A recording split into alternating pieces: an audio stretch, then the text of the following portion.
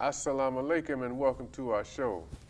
We're doing a special show today called Movie Review.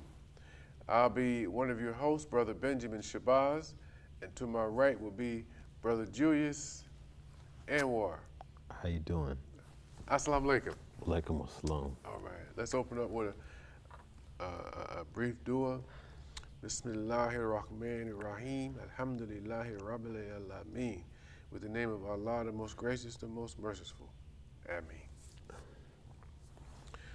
So we always like to do a movie review to let our audience give them an inside peep at some of these movies, whether it's a family movie, good for your kids to bring to it, even if they say it's R-rated, it might still be good for your kids, bring your children, whether it has any social redemptional value, or if it's just a piece of junk. So Brother Julius and myself had the opportunity to see Sorry to Bother You and BlacKkKlansmen. So Brother Julius, I'll let you kick it off.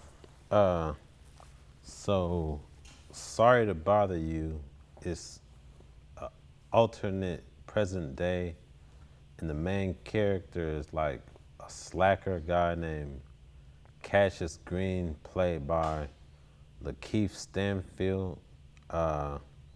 His girlfriend in the movie is Detroit. She's played by Tessa Thompson. And I believe a couple of his friends in the movie are Jermaine Flower, who plays Salvador, and Steve Yoon, who his name is Squeeze. And so basically he starts a job as a telemarketer and he can't make any money. And then Danny Glover's character, who's also a telemarketer named Langston, tells him he has to find his voice. And he shows him that you have to talk like a white person to be successful. And he ends up getting promoted to another level of telemarketing. And so basically, at that point, some of the people who he works with start protesting the telemarketing company, and it has a socialist feel. And actually, the telemarketing company is dealing with genetically modified organisms. And so they're taking advantage of the whole situation as far as capitalism is concerned. Yeah, tell them a little bit about the no worry, the no worry situation. I don't remember that. Remember when the people, they kept advertising no worry, no worries, no worries, yeah. Right. And they were like sleeping in bunks and things. Oh yeah. So it was basically like you're a slave, and they provide everything for you, and you work and you live like basically in a concentration camp. So yeah, so it really had that socialist feel, and the director, Boots Riley, he's part of the rap group called The Coup, and he has a song. It's called Jesus in a '79 Granada last night, and it talks about like his dad was a pimp, and so if you want to check out The Coup, it gives you that kind of that flavor of this movie. Yeah, and like you were saying, it has a socialist concept to it, and it also shows you how big business operates, Right. and what they think of with the average person. Right. They don't really think of them as a person. They think of them as a commodity.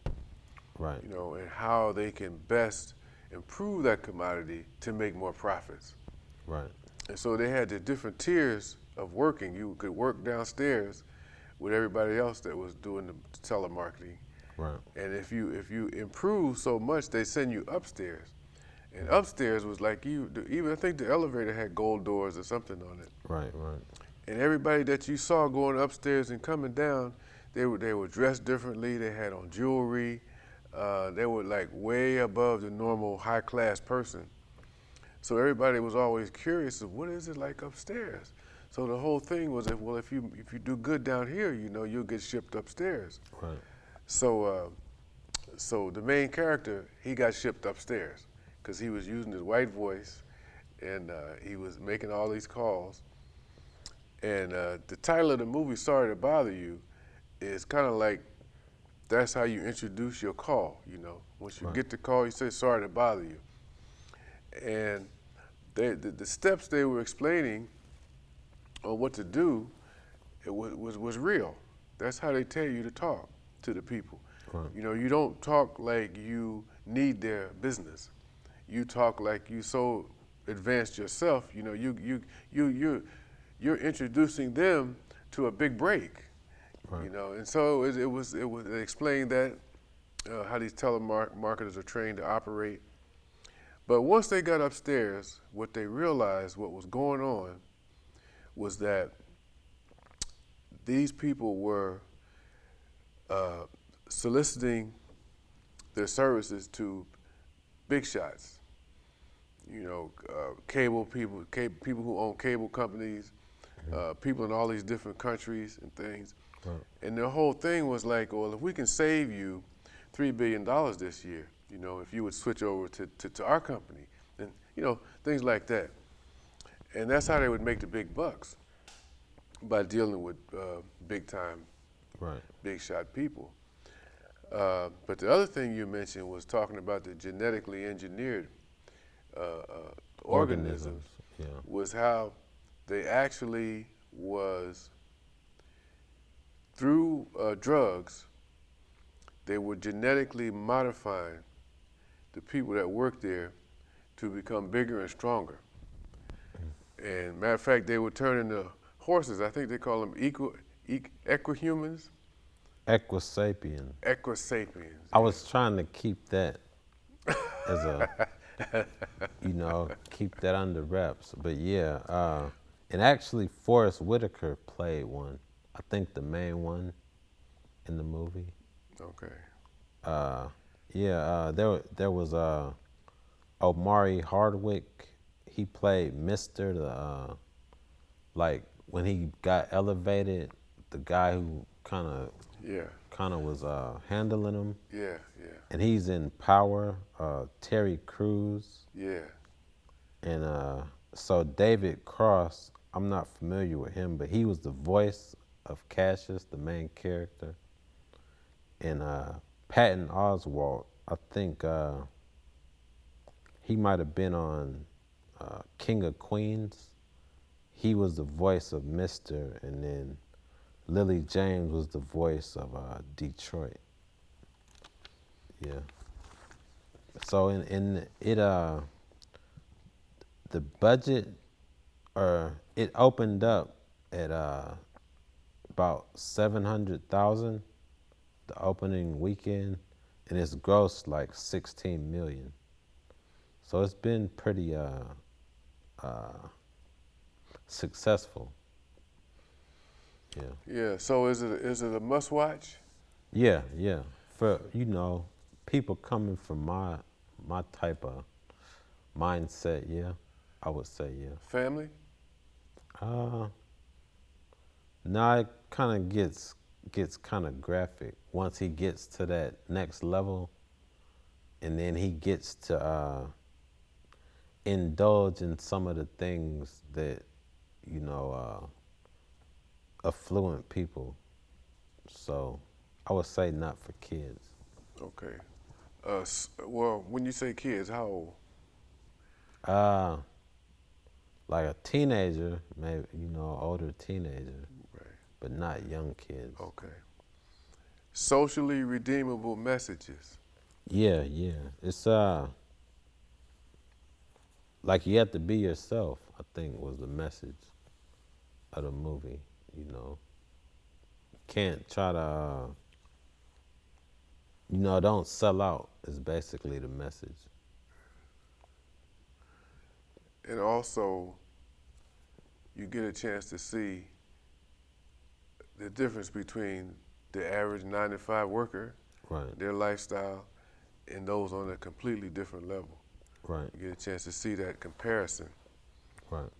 Uh, so I would say it's very socially redeemable. You know, everyone should see it. Every conscious person should see it, and every person that's not conscious should see it, because not only does it show about the business life and the business world, but it also shows the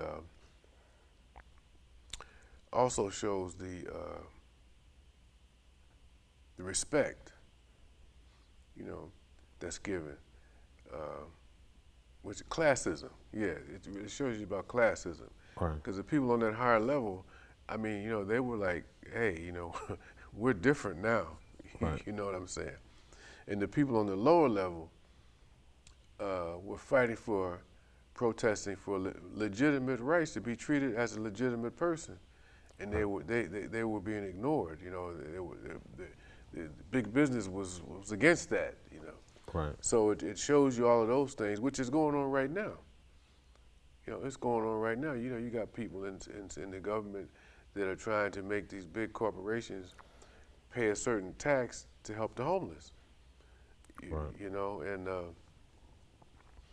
so because it was such a popular stance, like the so-called people in government couldn't really say no, but we know the people that they were petitioning didn't want to do it. Big business didn't want to do it. Right. So they said yes. They agreed to it, right? Right. Then they came out with a petition to take it down later. Uh, and homelessness is a serious issue. You know, and why shouldn't big business share in trying to remedy that situation? You know, why should it always be me and you paying taxes on every little thing? And so it kind of plays into that part of it. And like you said about being yourself, you know, it talked about the people that went upstairs, and then the people that were still downstairs were trying to get them to see, you know, we're trying to fight against this corruption here. Right. And then you done went upstairs, are you just gonna forget about us?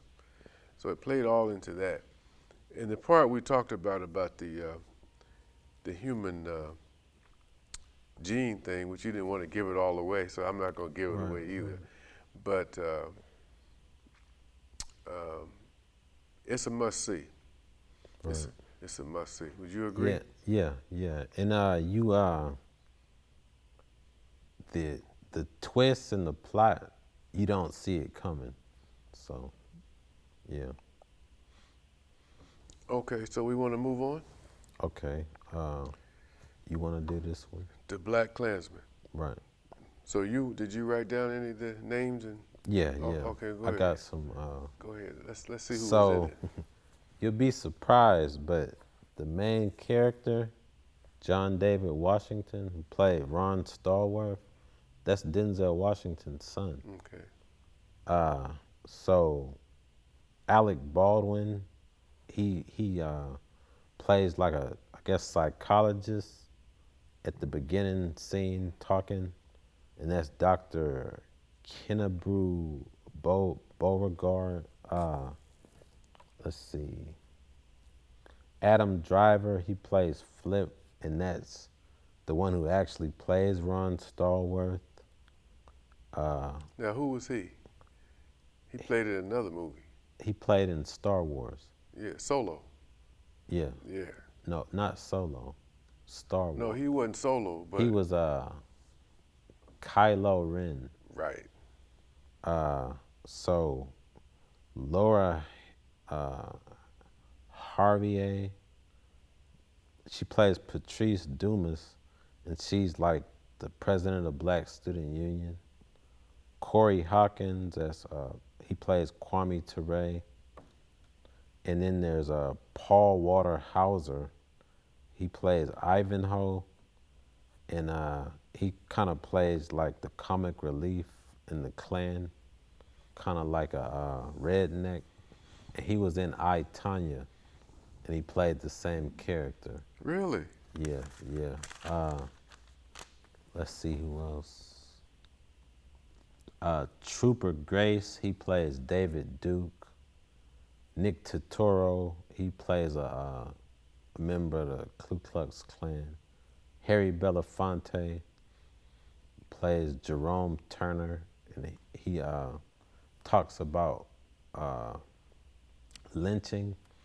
Jerome Turner was a person, That was who he was playing. but I mean, was that a real person? I don't know. I'm Oh, not okay. sure. So basically, he played himself. They just gave him Yeah, a different name. yeah. And so Spike Lee helped write it and directed it, and then there were some other writers. Charlie what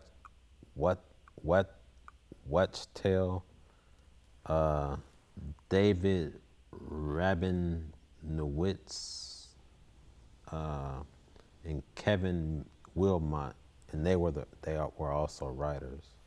What about Peele? Yeah, he was a producer. Okay, Jordan Peele, he did Get Out. right. And so, do you want to talk about the movie more? Yeah, well, that's a good introduction. The thing about the movie was that it's based on a true story. Yeah, yeah. It's a book. It came out recently. Okay, okay. Yeah. And naturally, BlacKkKlansmen, that's kind of a draw, it's an attraction, you know, how you gonna get a black man in the Klan, you know what I'm saying? Right. So you're gonna come want to see that. But the story, as Spike Lee intertwines in it some of the things that are happening today in politics, Right. you know, and so the story has a dramatic twist to it, has a comedy twist to it. You know, it's kind of light, but it's a heavy subject. It's kind of light, and then it builds up to more dramatic substance as it gets closer to the end and closer to the end and closer to the end. And it's a must see. Right. It's a must. It's absolutely a must see movie. Now, what about family? Yeah. It's family. Yeah, because there was no lurid stuff in there, you know, crazy stuff in there that you wouldn't want your children to see. Right. Socially redeemable qualities in it, Yeah. 100%, Right. 100%. And even if you're not into those kind of movies, you will benefit from watching it. Right. You'll benefit from watching it. Yeah, and then when people said that it was Denzel's son, Mm-hmm. I remember him in other stuff now. He played in Ballers Okay. Yeah. with The Rock. Yeah. He played. Well, I don't know if he made the team, but he was in the NFL for a little while. On the for real side. Yeah. Okay. Yeah, because that's the role he played in Ballers. Right. Was an NFL boy Right. player. But he didn't have the afro.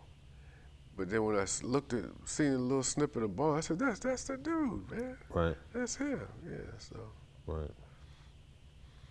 And so, yeah, the way that he was able to get into the Klan was over the phone. And he actually was able to con David Duke into sending him a Klan membership card. And the Adam Driver's character, Flip Zimmerman, he's the one who actually infiltrated, went undercover, but he was Jewish in the movie, so there was kind of some dichotomy with that also. Yeah, and it happened, I think, in 1978 in Colorado Springs is when it takes place. And it was released a year after Charlottesville.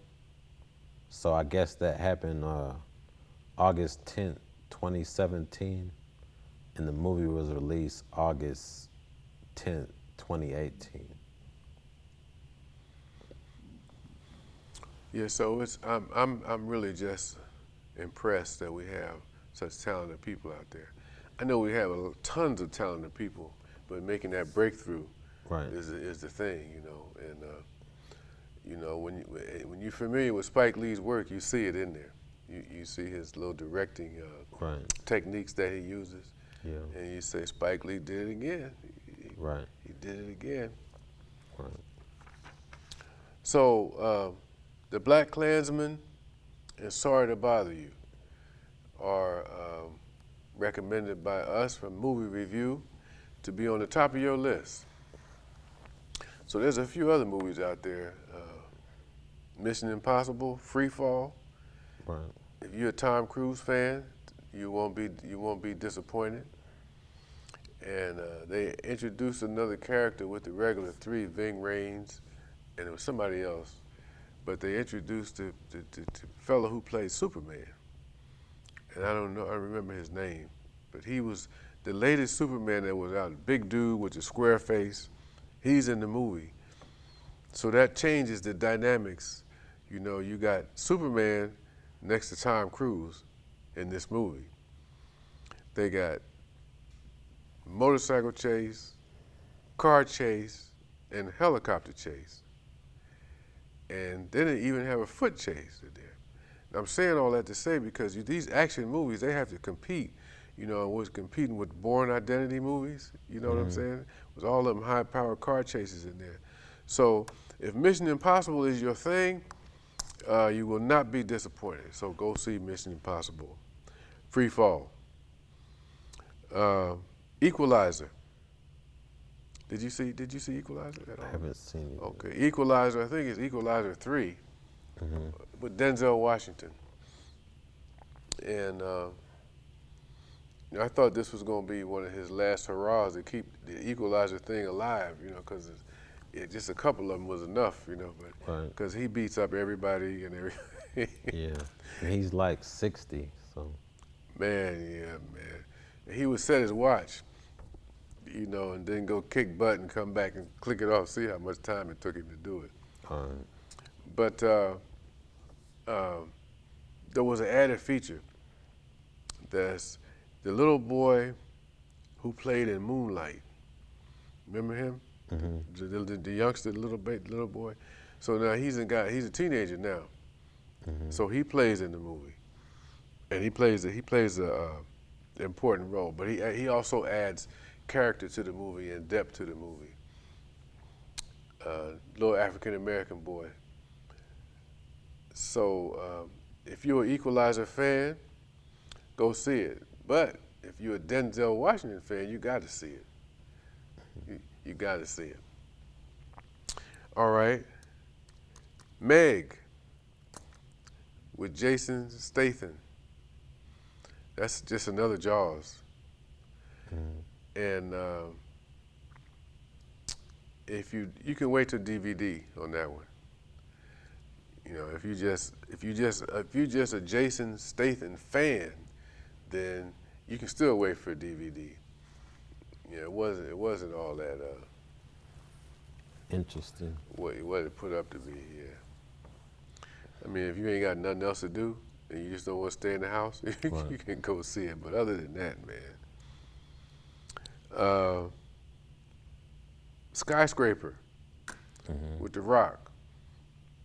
Now, I'm a big Rock fan. I like all his stuff, right? Right. But I give Jason Statham the Meg. I give it a 4. No, I give it a 3.5. 3.5. And I give Skyscraper a 4.5. Okay. It's just the only reason why you watch it is because The Rock is in it. Right. Other than that, they have a little excitement in it. And it's like, if you remember, years ago, O.J. Simpson had a movie called Tower, where he was a security guard and the skyscraper caught on fire, and he was all up in there, you know. So this is kind of like a play on that a little bit. So we got Skyscraper, Meg, Equalizer, Mission Impossible, BlacKkKlansmen, and Sorry to Bother You. Let's see.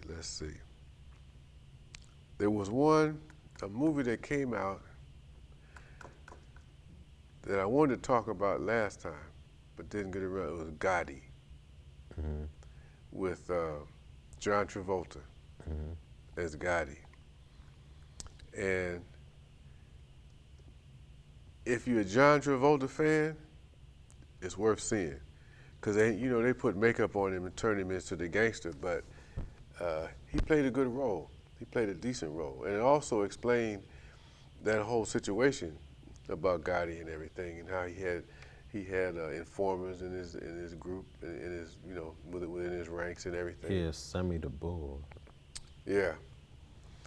And talked about his son, how he was trying to groom his son to stay out of that kind of life, and it finally got switched back on him, and he came into the life, and how he was in jail and everything.